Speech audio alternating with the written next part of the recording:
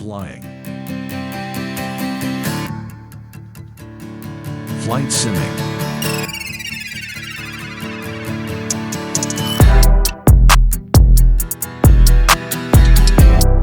Trucking vlogs.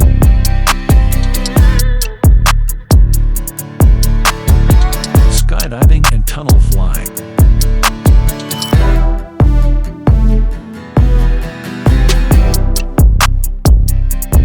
The Radical Rad Show.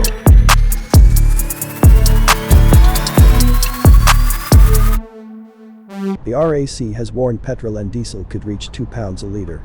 Soaring fuel prices have put the haulage industry in crisis, with the cost of running one lorry up £20,000 on last year, a freight boss has said.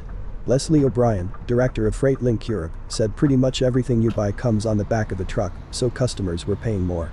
Her comments come as the RAC said it now costs £98 to fill the average car with petrol and £101.86 with diesel. The motoring group has called for radical government intervention. Latest figures from the RAC show the average cost of a litre of petrol rose from 177.88p on Sunday to 178.50p on Monday, a rise of 0.6p in 24 hours.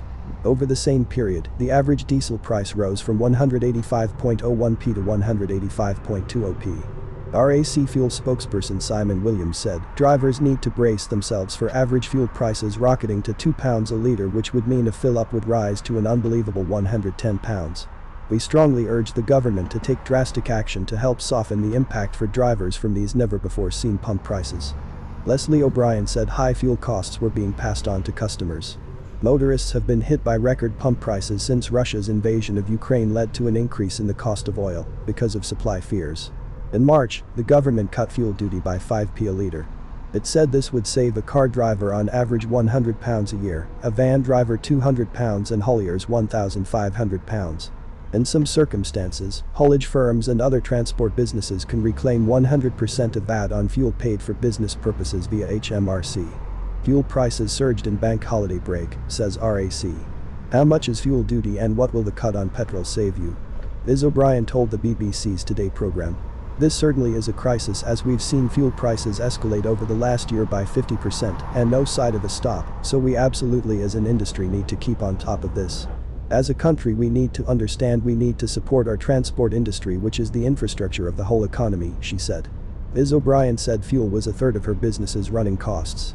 This time last year, it would cost about £41,000 a year in fuel for an average articulated lorry at her company, but with prices soaring, it now costs more than £61,000 a year.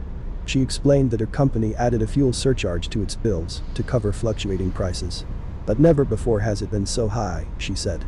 As an example, to run one of my Arctic vehicles is now costing me £20,000 more per year than it did last year. To put this into perspective, the average 44-ton truck gets less than 2 miles from a litre of fuel.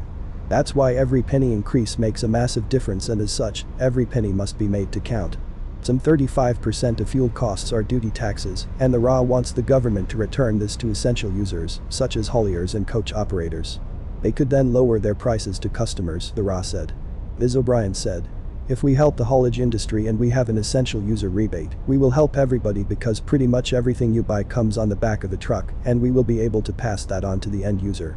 The spiraling cost of fuel had added to pressures including a driver shortage, subsequently high salaries and an increase in companies' national insurance payments, she said. On top of that, there was an increase in lorry maintenance costs and a shortage of new lorries and parts due to a global shortage of chips. Meanwhile, a plan to name and shame petrol stations that failed to pass on a cut in fuel duty is still in the works, a government source has told BBC News. The formal announcement had been expected last week, but it is understood officials at the Department for Transport are yet to finalize the policy.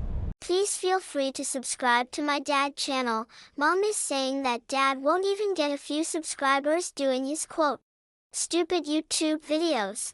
End quote. Daddy would love to prove her wrong.